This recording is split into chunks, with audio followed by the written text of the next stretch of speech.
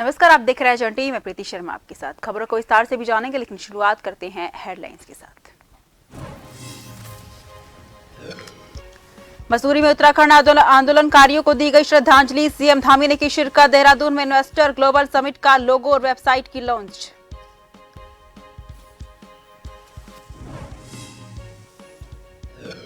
उत्तराखंड को मिला देश में रोजगार सृजन में दूसरा स्थान। जून 2023 तक दर रही 28.6%। सीएम धामी ने ट्वीट कर दी जानकारी।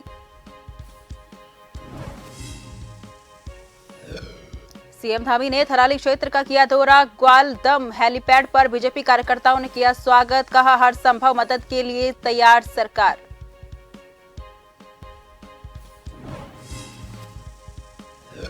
डोईवाला में किसानों का आंदोलन समाप्त। मुख्य सचिव से आश्वासन मिलने के बाद किया खत्म। शुगर मिल को बंद कर जमीन बेचे जाने की थी खबरें।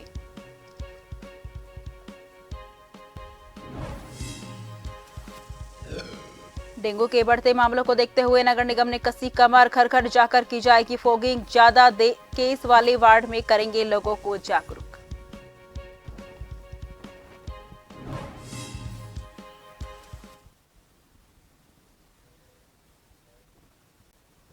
रुक करते हैं खबरों की ओर। मसूरी गोलीकांड की 29वीं बरसी पर मुख्यमंत्री पुष्कर सिंह धामी ने शहीद स्थल झूला घर पहुंचकर शहीदों को श्रद्धांजलि अर्पित की। इससे पहले शहीद स्थल पर सर्वधर्म सभा का आयोजन किया गया, जिसमें सभी समुदाय के धर्म गुरुओं द्वारा पाठ का आयोजन किया गया। वहीं मौके पर विभिन्न राजनीतिक और सामाजिक संस्थाओं के लोगों ने शहीद स्थल झूला घर पर राज्य आंदोलन में अपनी शहादत देने वाले लोगों को श्रद्धा सुमन अर्पित किए।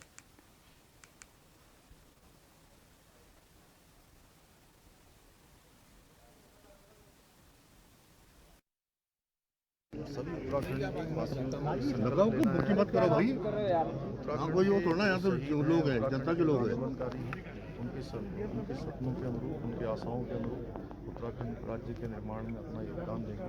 और श्रद्धेय अटल बिहारी वाजपेयी जी का भी मैं स्मरण करना चाहता हूँ कि वो उनके प्रधानमंत्रित्व काल में ही उत्तराखंड राज्य हमको प्राप्त हुआ था।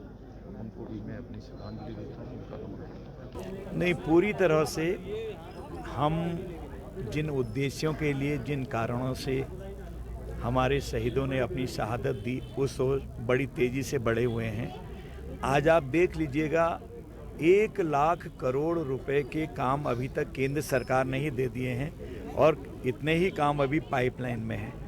और NH हो, NHAI हों या फिर हमारे पावर कॉरपोरेशन के काम हों, कोई भी काम हो, यहाँ पर सड़कें बन रही हैं। अब आप देखिए, मसूरी से आप देहरादून उतरेंगे, देहरादून से 2 घंटे में दिल्ली पहुँच जाएंगे।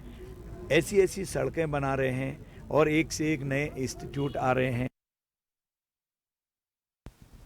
देहरादून के राजपुर रोड स्थित एक निजी होटल में सीएम पुष्कर सिंह धामी ने ग्लोबल इन्वेस्टर समिट के लोगो का विमोचन किया और वेबसाइट की भी लॉन्चिंग की। बता दें कि ग्लोबल इन्वेस्टर समिट दिसंबर महीने में 8 और 9 तारीख को होगी। इस अवसर पर मुख्यमंत्री पुष्कर सिंह धामी ने सबको संबोधित करते हुए कहा कि ये इन्वेस्टर समिट किसी एक सरकार या व्यक्ति का नहीं है, पूरे प्रदेशवासियों का है। इस दौरान सीएम ने समिट को सफल बनाने की अपील की है।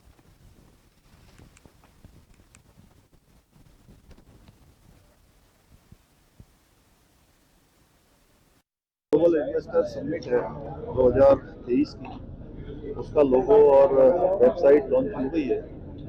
और ये लगातार आज हमारा विधिवत रूप से अब जो काम है औपचारिक रूप से प्रारंभ हो गया है। और अभी तक लगभग 16,000 करोड़ रुपए की जो ग्राउंडिंग हमने 25,000 करोड़ का जो लक्ष्य लिया था, उसमें हो गई है। और बहुत सारे उद्योग समूह, देश के बहुत सारे इंडस्ट्री लीडर हमारे लगातार संपर्क में हैं, लगातार संवाद कर रहे हैं। और 6,000 एकड़ लैंड बैंक इसमें अभी तक बनाया जा चुका है। बहुत सारे जो ऐसे कानून थे, नियम थे, जिनके कारण से उद्योगों में कुछ रुकावटें आ रही थी या समस्या पैदा होती थी, उन सभी को भी हमने हटाया है, उन सबको समाप्त किया है। कि आज माननीय मुख्यमंत्री जी के कर कमलों से उत्तराखंड की जो इन्वेस्टर समिट आयोजित हुई है दिसंबर माह में, उसके वेबसाइट और लोगो की लॉन्चिंग का कार्यक्रम था।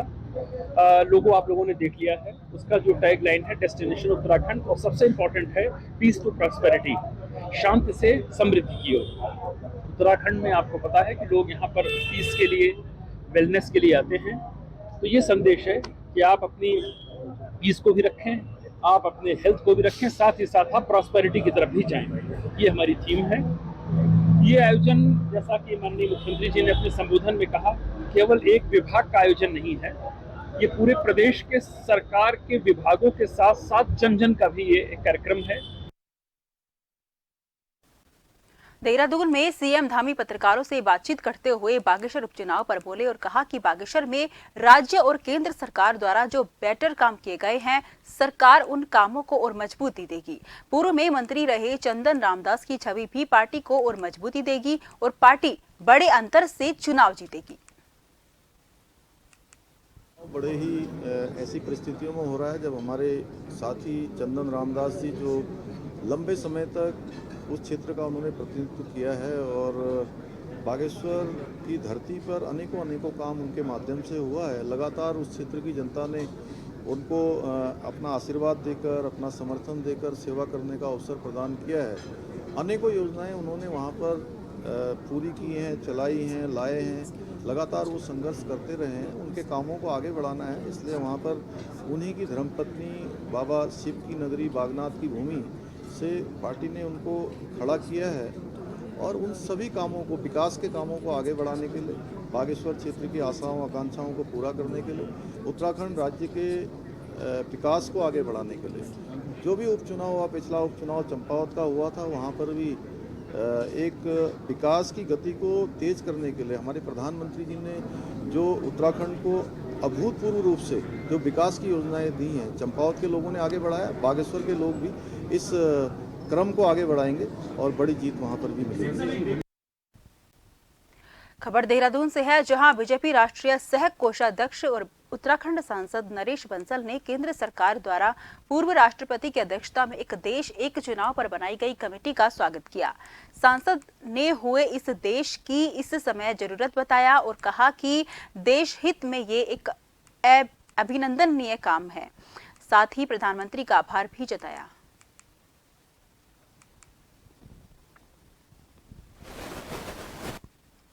इस पर जो समिति बनी है वो विभिन्न हितधारकों से, जनता के लोगों से, बुद्धिजीवियों से, शिक्षाविदों से, कानूनविदों से विचार विमर्श करेगी और उस पर जो रिपोर्ट देगी उस पर संसद में चर्चा होगी। सभी राजनीतिक दल, पक्ष विपक्ष उसमें भाग लेंगे और फिर उसमें से जो मार्ग निकलेगा उस पर सरकार कार्रवाई करेगी। मैं समझता हूं ये देश के हित में एक सार्थक कदम है। उत्तराखंड के कैबिनेट मंत्री धन सिंह रावत शुक्रवार शाम बागेश्वर उपचुनाव से चुनाव प्रचार के बाद ग्वालदम लौटे। शनिवार को मंत्री ने राजकीय इंटर कॉलेज ग्वालदम का निरीक्षण किया, जहां उन्होंने स्मार्ट क्लासेस का निरीक्षण करने के साथ ही छात्र छात्राओं से सीधा संवाद कर सरकार द्वारा छात्र छात्राओं के लिए चलाई जा रही महत्वपूर्ण योजनाओं के लाभ की जानकारी दी। मंत्री धन सिंह रावत ने छात्र छात्राओं से पूछा कि क्या उन्हें सरकार की साइकिल योजना का पैसा उनके अभिभावकों के खाते में पहुंच रहा है। इसके साथ ही ग्वालदम इंटर कॉलेज को पीएम श्री विद्यालय में सम्मिलित करने के साथ ही इंटर कॉलेज ग्वालदम में कंप्यूटर देने की शिक्षा मंत्री ने घोषणा की। साथ ही छात्र छात्राओं से सीधा संवाद करते हुए उनकी समस्याएं सुनी। मंत्री ने बागेश्वर में बीजेपी प्रत्याशी की भारी जीत का दावा किया। तो मैं यहाँ के विधायक जी का बहुत बहुत धन्यवाद देना चाहता हूँ कि वो बार बार जो है मुख्यमंत्री जी को और मुझको भी मिलते रहे और अब थराली को हम उप जिला चिकित्सालय बना रहे हैं। यहाँ पे अब सारी सुविधाएं हो जाएंगे, अल्ट्रासाउंड से लेके सीटी स्कैन मशीन से ले, अब यहाँ का कोई भी मरीज रेफर नहीं होगा और 1 साल में हमारा हॉस्पिटल बन के भी तैयार हो जाएगा। आज मैं ज़मीन भी देखने जा रहा हूँ। दूसरा, जो देवाल डिग्री कॉलेज था उसकी भी भूमि का चयन हो गया है और विधायक जी के कहने पे मैंने 5 करोड़ रुपये जो है वहाँ के बिल्डिंग के लिए भी दे दिए हैं। तलवाड़ी कॉलेज के लिए भी आज हमारे विधायक ने और यहाँ की जनता ने कहा है कि लगभग 50 लाख रुपए और चाहिए वहाँ, तो मैं 60 लाख रुपए और दे दूंगा यहाँ पे। डोईवाला में किसानों द्वारा किया जा रहा विरोध प्रदर्शन और आंदोलन मुख्य सचिव से मिले आश्वासन के बाद समाप्त हो गया। बता दें कि सरकार द्वारा नया शहर बसाने की योजना और डोईवाला शुगर मिल को बंद कर जमीन बेचे जाने की खबरों से आहत किसान संयुक्त मोर्चा किसान के बैनर तले 26 दिनों से शासन प्रशासन के खिलाफ आंदोलन कर धरना प्रदर्शन कर रहे थे। वहीं आंदोलन की सफलता से उत्साहित संयुक्त किसान मोर्चा ने लगातार बढ़ रहे डेंगू के मरीजों की सहायता के लिए रक्तदान शिविर का आयोजन किया और 70 यूनिट रक्तदान किया।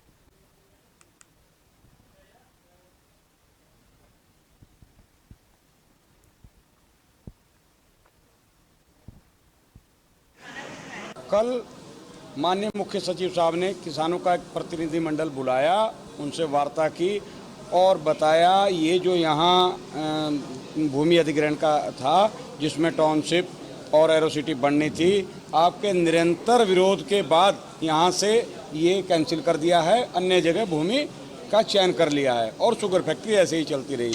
साथ में जो किसानों पे आंदोलन के दौरान मुकदमे सरकार ने किए हैं वो भी वापस किए और उसी के उपलक्ष्य में क्षेत्र के किसानों ने इकट्ठे होके अपनी खुशी का इजहार करते हुए खूनदान कैंप लगाया है, जिससे कि एक डेंगू की जो बीमारी इस टाइम तेज़ी से फैली हुई है, हमारे मरीज भाइयों को उसकी सहायता मिल पाए, हमारा दिया हुआ खून जरूरतमंदों को चढ़े।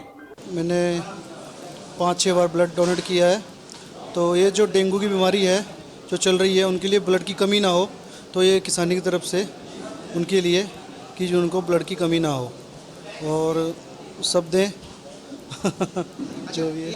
नहीं सर, कोई भी दे सकता है। आज तक तो मेरे को कोई प्रॉब्लम नहीं आई, मेरे फ्रेंड लोगों ने भी दिया है, उनको भी कोई प्रॉब्लम नहीं है, हर एक कोई दे सकता है। अभी लोगों से आगे आए ब्लड डोनेट करें। जी बिल्कुल आगे आएँ और ब्लड डोनेट करें ज़्यादा से ज़्यादा। खबरों का सिलसिला जारी रहेगा, फिलहाल लेते हैं छोटा सा ब्रेक।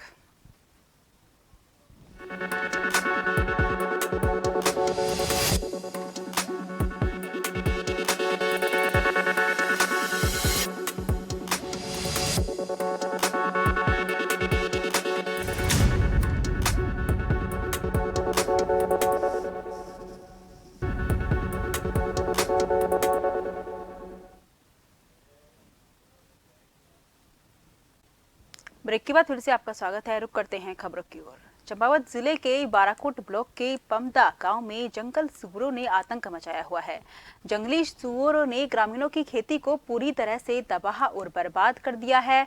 पमदा के पूर्व बीआरओ कर्मी जगदीश चंद्र जोशी और ग्रामीणों ने बताया कि शुक्रवार देर रात जंगली सुअरों के झुंड ने गांव में धावा बोलकर फसलों को पूरी तरह से बर्बाद कर दिया है। ग्रामीणों के द्वारा अपनी फसल को जंगली सुअरों से बचाने के लिए रात भर गांव में पहरा दिया जा रहा है। ग्रामीणों ने वन विभाग से जंगली सुअरों के आतंक से निजात दिलाने की मांग की गई।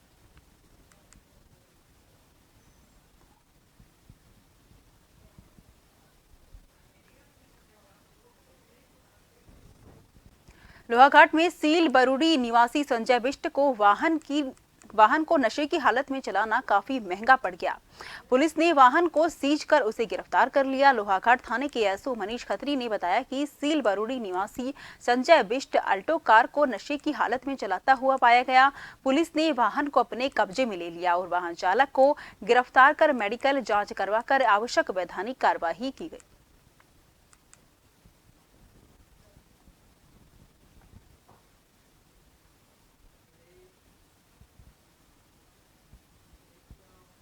हल्द्वानी शहर में अनैतिक कार्य हो रहा था, जिसमें पुलिस ने कार्रवाई की। रामपुर रोड स्थित एक होटल में शुक्रवार देर रात CO special operation CO Nitin Lohani, anti human trafficking cell की इंचार्ज दीपा जोशी और उनकी टीम के द्वारा अनैतिक कार्य में लिप्त एक महिला, उसके एक ग्राहक और एक दलाल समेत होटल के 2 स्टाफ को पकड़ा है।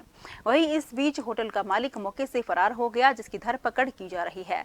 Special operation CO Nitin Lohani ने कहा कि कल हल्द्वानी के कई होटलों में चेकिंग की जा रही थी। ऐसे में रामपुर रोड के एक होटल में जब उनकी टीम ने चेकिंग की तो उस दौरान वहां एक कैमरे में अनैतिक कार्य में लिप्त महिला के साथ उसका ग्राहक, उसका दलाल, होटल के 2 स्टाफ को टीम ने पकड़ा है, जिसके पास से टीम को अनैतिक चीजें मिली हैं। वहीं पूरे मामले में कानूनी कार्यवाही के बाद पुलिस सभी को कोतवाली हल्द्वानी लेकर आ चुकी है।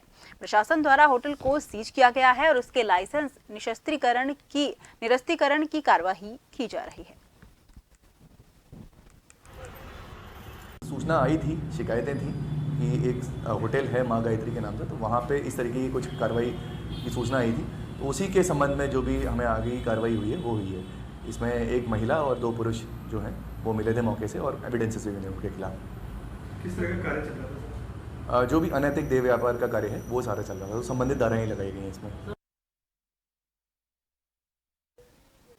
मुख्यमंत्री पुष्कर सिंह धामी थराली विधानसभा पहुंचे। उसके साथ बीजेपी प्रदेश अध्यक्ष महेंद्र भट्ट भी साथ रहे। बता दें कि ग्वालदम हेलीपैड पर विधायक सहित बीजेपी कार्यकर्ताओं ने उनका स्वागत किया। इस दौरान सीएम धामी ने मीडिया से बातचीत में बताया कि उन्होंने थराली विधानसभा के आपदाग्रस्त क्षेत्रों का हवाई दौरा कर लिया है और आपदा से बहुत ज्यादा नुकसान हुआ है, जिसके लिए सरकार आपदा प्रभावितों की हर संभव मदद के लिए तैयार है। क्षेत्र ग्वालदम के आसपास का क्षेत्र, इन सभी क्षेत्रों का अभी एरियल सर्वे किया है और अब यहाँ चूँकि अधिकारियों से भी बात हुई है, जिला प्रशासन के लोगों से भी, हमारा यही प्रयास है कि जल्दी से जल्दी स्थिति सामान्य हो और जो आपदा के हमारे प्रभावित हैं उन सभी को मदद हो, उनकी सहायता हो, क्योंकि इस बार की आपदा में बहुत बड़ा नुकसान हुआ है। अनेकों स्थानों पर भूस्खलन, मकानों का धंसना, मकान टूट जाना, पुल टूट जाना, जनहानि, पशु हानि, फसलों की हानि हुई है और इस पर केंद्र से भी हमने बात की है। रोजगार सृजन के मामले में उत्तराखंड को देश में दूसरा स्थान मिला है। सीएम धामी ने ट्वीट कर ये जानकारी दी है। स्टैंडर्ड की राइजिंग टैली के मुताबिक 2023 के जून महीने तक रोजगार सृजन की दर 28.6% आंकी गई है। असम 33% के साथ पहले और बिहार 21.1% के साथ तीसरे स्थान पर आया है।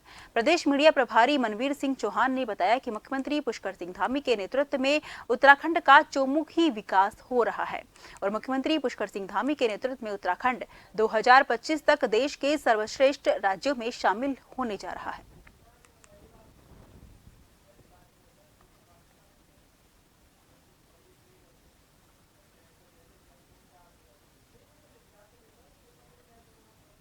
प्रदेश का चौमुखी विकास हुआ है, हर वर्ग का विकास हुआ है। हम चाहे रोजगार की दृष्टि से देखें, चाहे विकास की दृष्टि से देखें, हर क्षेत्र में प्रदेश ने ऊंचाइयों को छुआ है। और जिस प्रकार से हमारे मुख्यमंत्री माननीय पुष्कर सिंह धामी जी ने 2025 तक उत्तराखंड राज्य को देश का सर्वश्रेष्ठ राज्य बनाने का विजन रखा है, उस विजन के अनुरूप हम आगे बढ़ रहे हैं और उसी के परिणाम स्वरूप आज अगर हम देश में दूसरे स्थान पर रोजगार के राज्य आए हैं और ग्रोथ रेट की हिसाब से भी अगर हम माने तो दूसरे नंबर हमारे देश में हमारे राज्य के नंबर आए हैं, तो निश्चित रूप से एक सौभाग्य की बात है। पूर्व कैबिनेट मंत्री और कांग्रेस के वरिष्ठ नेता हरक सिंह रावत के बहाने लैंस डाउन से बीजेपी विधायक महंत दिलीप सिंह रावत ने अपनी ही सरकार को आड़े हाथों लिया है। महंत दिलीप सिंह रावत ने कहा कि हरक सिंह रावत पर जिस घोटाले को लेकर विजिलेंस जांच की जा रही है वो बीजेपी शासन काल का ही घोटाला है। उन्होंने कहा कि हरक सिंह रावत कह रहे हैं कि मुंह खुलेगा तो कई सफेदपोश बेनकाब हो जाएंगे। इसे सरकार को गंभीरता से लेना चाहिए और मामले की सीबीआई जांच करानी चाहिए। निश्चित रूप से ये बात सही है कि अगर भारतीय जनता पार्टी ही की सह में उन्होंने कोई काम किया है तो सरकार को आज और भी सचेत होकर के इसकी जांच कर देनी चाहिए कि अगर हमारी सरकार में भी हुआ है तो हमारा दायित्व है कि हम उसको पाक साफ करके उसकी जांच करें। नगर निगम रेवेन्यू बढ़ाने के लिए लगातार डिफॉल्टर पर सख्त हो रहा है। अब नगर निगम मलिन बस्तियों पर भी टैक्स लगाने के लिए तैयार है। मेयर सुनील उनियाल गामा की माने तो मलिन बस्तियों की मांग थी कि उनको नगर निगम में शामिल किया जाए और उनकी बस्ती में टैक्स लगाया जाए। इसी को देखते हुए टैक्स लगाने का फैसला लिया गया है। जल्द ही एक प्लान तैयार किया जाएगा। अलग अलग वार्ड में कैंप लगाकर टैक्स वसूली की जाएगी। मेयर का कहना है कि जो टैक्स बकाईदार हैं उनको नोटिस दिए जा रहे हैं। यदि फिर भी वे टैक्स जमा नहीं करते हैं तो कानूनी कार्रवाई की जाएगी। उन्होंने जनता से अपील भी की है कि वो अपना टैक्स समय से जमा कराएं।